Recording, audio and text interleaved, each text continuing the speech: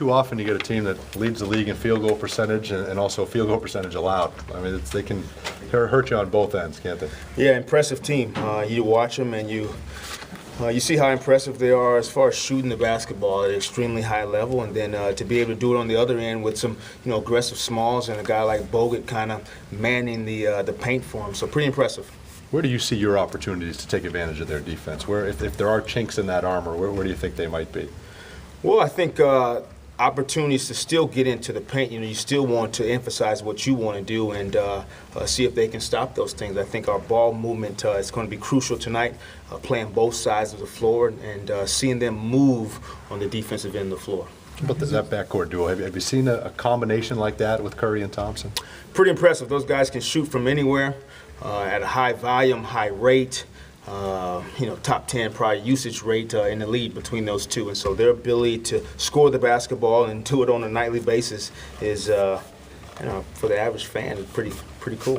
Is it surreal sitting home watching Curry shoot like that, knowing that 24 hours later you're going to have to try to figure out a way to stop that? No, it was great. I was watching the game with my son, and he said, "Okay, Dad, I'm gonna go to bed when Curry hits a three," and it was nighty night. It was time to go to bed. That happened pretty quickly. Then he hit another one. It was sleep time for sure.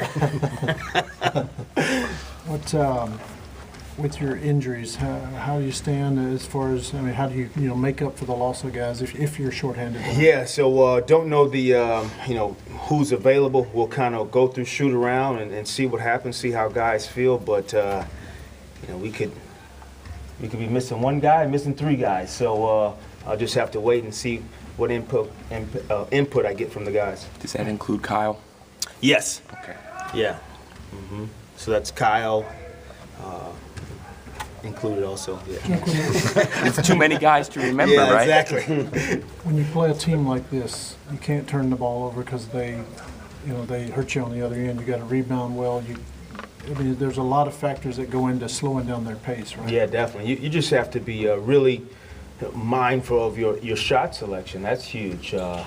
They'll try to entice you into some shots, and then they're really good at getting the rebound. And they got really five guys. You'll see Bogut lead the break sometimes. So they got five guys who can start the break for them. In recent seasons, they haven't always had Bogut when they've faced you. At least I don't think so. How does he change the tenor of a game? Well, he's a guy that he gives them the luxury of a lot of times it's, okay, they want to post up a guy, okay, Andrew, you guard him. And as we see in this league, when you can have someone guard your own man without help from others, that's a huge advantage. Victor was kind of tough on himself the other night. He said that he has to be aggressive. Like, if he's going to make mistakes, do it being aggressive, and not when he plays passive. That's when he's not happy with himself.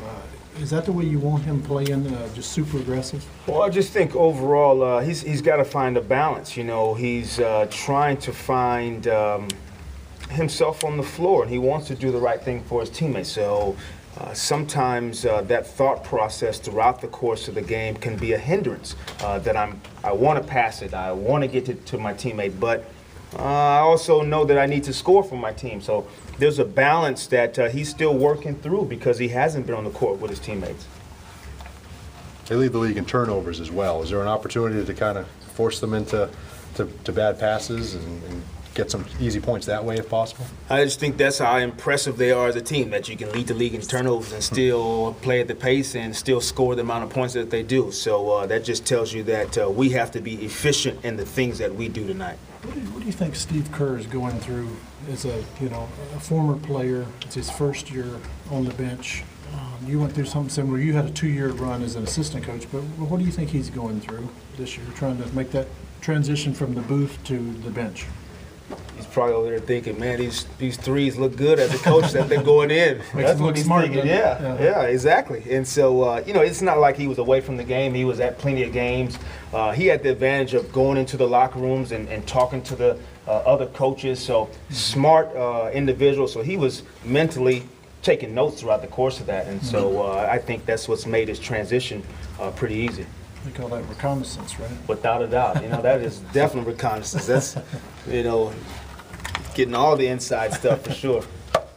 How about the Pride jerseys you're wearing tonight, Coach? What were your thoughts on those, and how would you have played in those? Do you like the look of that? Good thing I'll have my suit on tonight. No Pride jersey for me. But no, I like them. They're pretty cool. Hopefully the fans like them. So I like the color for sure. You had your guys practice in them. I mean, that's something you wanted them to get used to the feel of them, right? No excuse, team, John. I don't want to hear, oh, my free throws a little tight. No, their things are sized up. You already knows what it, you know what it feels like, the texture, the feel. It's been washed. Let's go play. Thanks. Thank you.